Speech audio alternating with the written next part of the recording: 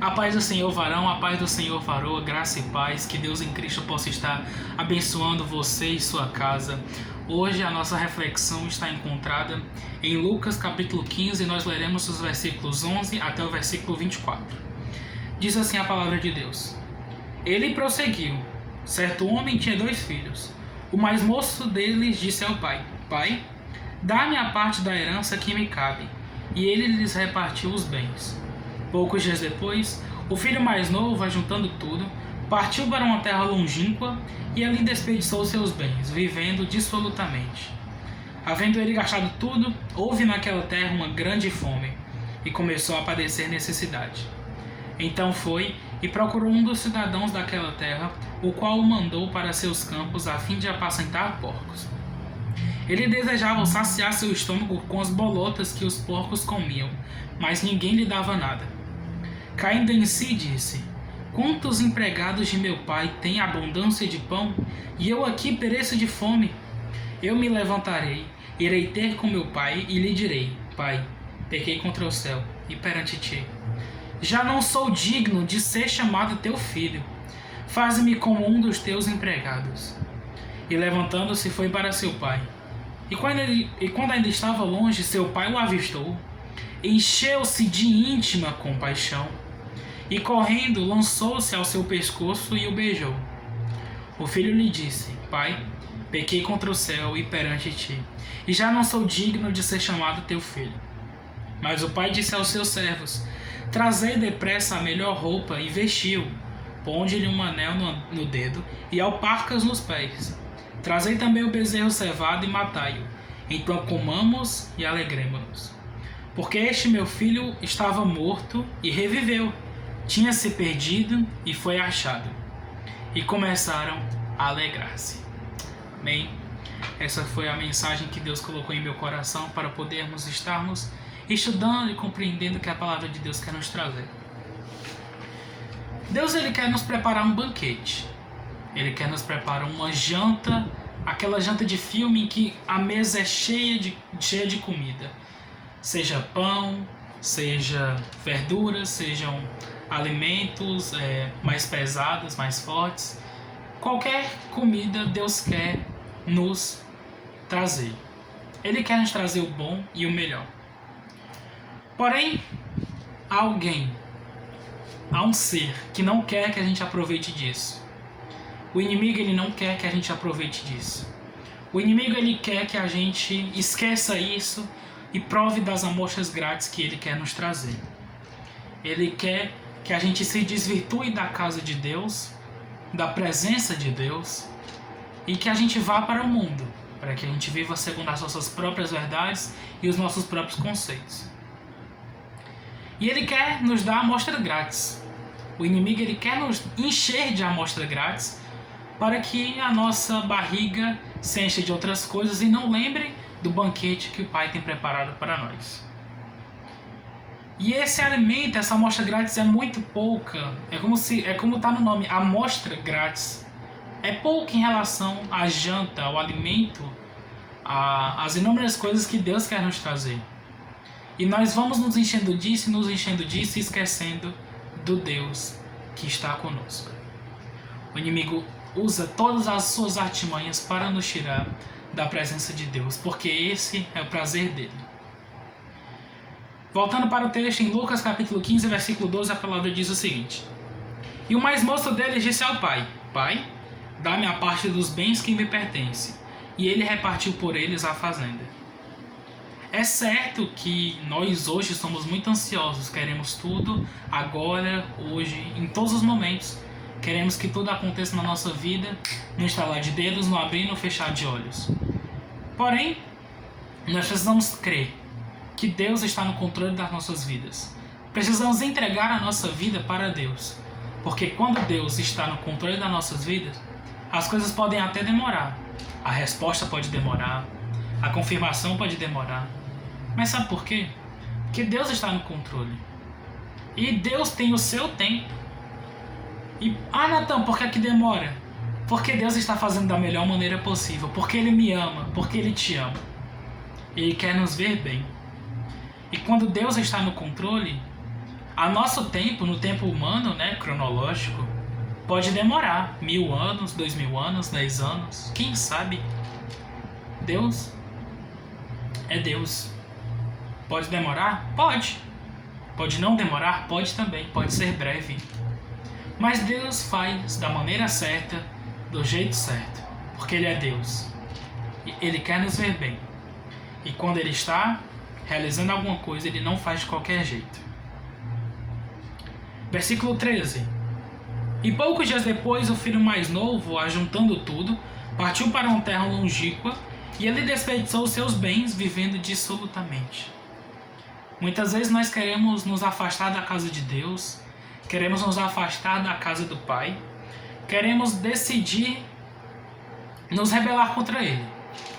Saindo da sua casa, saindo da casa de Deus, da sua presença, nós vamos viver no mundo, segundo a nossa própria vontade, segundo os nossos próprios conceitos, segundo o nosso próprio eu, segundo o que o nosso ego nos diz. Somente Deus sabe o que é melhor para as nossas vidas. Somente Deus sabe o que é bom e o que é ruim. Nós não conseguimos enxergar um palmo à frente do nosso nariz. E Ele está no controle das nossas vidas quando nós confiamos nele. E também quando nós não confiamos, Ele tem o controle da história em suas mãos. Porém, quando nós estamos na sua presença, nós precisamos confiar que Ele faz tudo do jeito certo e na hora certa. Ao nos rebelarmos, nós infelizmente estamos dando brecha para o diabo agir em nossa vida. Nós estamos caminhando para um rumo onde o inimigo ele quer que a gente caminhe, segundo o nosso próprio conceito, a nossa própria inteligência, nossa própria força, que não é nada. E assim nós nos tornamos independentes, onde não precisamos de ninguém e temos o controle da nossa vida nas nossas mãos. Mas isso é uma mera falácia, é uma mera mentira. Todavia, haverá o dia em que chegará um choque de realidade. E com esse choque, como diz o ditado, né, o dito popular, nós iremos quebrar a nossa cara. E assim nós iremos perceber que não deveríamos ter saído da presença do Pai. E quando nós um dia saímos, nós percebemos que nós nunca deveríamos ter deixado de entrar, se nós já tivéssemos a oportunidade. Versículo 18. Levantar-me-ei e irei ter com meu pai, e dir-lhe-ei: Pai, pequei contra o céu e perante ti. Essa passagem, esse versículo mostra o arrependimento do filho pródigo. E Deus, Ele quer nos aceitar de volta. Ele quer nos aceitar. Para isso, precisamos nos arrependermos verdadeiramente. Precisamos colocar a nossa vida aos seus pés. Precisamos nos negar e aceitarmos que sem Ele nós não somos nada. Foi Ele quem nos criou. Foi Ele quem nos formou. E por isso precisamos confiar em seus planos para nossas vidas. É difícil me negar. Como eu já falei, é difícil me negar, não é fácil. Exige renúncia. É difícil abandonar as minhas velhas práticas. É difícil me arrepender. É difícil, eu sei que é difícil. Porque o ego, ele quer muitas vezes falar mais alto. O orgulho quer fazer com que a gente não dependa de nada e de ninguém. Ou seja, nós somos aprisionados pelo nosso próprio eu. Porém, em Mateus capítulo 11, 28, a Bíblia vai nos dizer o seguinte: Vinde a mim todos os que estáis cansados e oprimidos, ou cansados e sobrecarregados, dependendo da versão, e eu vos aliviarei. Isso é Jesus falando com os discípulos, com o povo. Ele vai nos aliviar. O pecado, ele nos engana, dizendo que em meio a uma guerra espiritual, em meio a uma guerra carnal mesmo, uma guerra onde eu passo por problemas diários, o pecado, ele me faz pensar que está tudo bem, que eu não preciso de ninguém, que eu não preciso de nada. Mas Jesus sabe que não está tudo bem. Ele sabe que está tudo destruído dentro de nós. E somente Jesus, somente o Filho de Deus, pode nos tirar daquilo que nos aprisiona. Somente Ele pode nos libertar. Aquilo que me faz mal, aquilo que me aprisiona, aquilo que vai me privar de algo, eu não vou conseguir me safar sozinho. Você não vai conseguir sair do seu pecado de estimação, aquele pecado que sempre vai ficar lhe atormentando. Você não vai conseguir se livrar sozinho. Somente Cristo vai fazer isso. Somente Ele vai te livrar das algemas que o diabo e que o pecado te colocam. Ele é o nosso descanso, o nosso refúgio, a nossa fortaleza. Você está cansado de uma vida pecaminosa? Cansado de uma vida onde você é oprimido? Onde você está todo o tempo sobrecarregado e você tem um fardo nas suas costas e você não sabe o que você faz? Volte-se para Ele, pois Cristo cuidará de você e vai te transformar em uma nova criatura. E quando você é uma nova criatura, as coisas velhas se passaram, eis que tudo se fez novo. Quando você é uma nova criatura, você não tem mais fardo pesado, porque você trocou o seu fardo com Cristo. O jugo dele é leve e o fardo é suave. Voltando para a parábola. Em Lucas capítulo 15, versículo 24, o pai dos filhos vai dizer o seguinte: porque este meu filho estava morto e reviveu, tinha se perdido e foi achado. E começaram a alegrar-se. Em João capítulo 14, versículo 6, a Bíblia diz que Jesus é o caminho, a verdade e a vida. E só pelo Mestre que seremos reconciliados para uma vida com Deus. Deus se alegra quando um pecador apenas, somente um pecador se arrepende das suas velhas práticas. Há uma festa no céu. E quando esse pecador volta para os seus braços, há uma festa no céu. E hoje é o dia que você pode se arrepender e voltar para os caminhos de Deus. Hoje Deus te convida a voltar e abandonar as suas velhas práticas e voltar para o primeiro amor. Hoje é o dia que Deus espera que você dependa somente dele. Deus te espera pacientemente de braços abertos para você aproveitar do banquete que Ele quer te dar.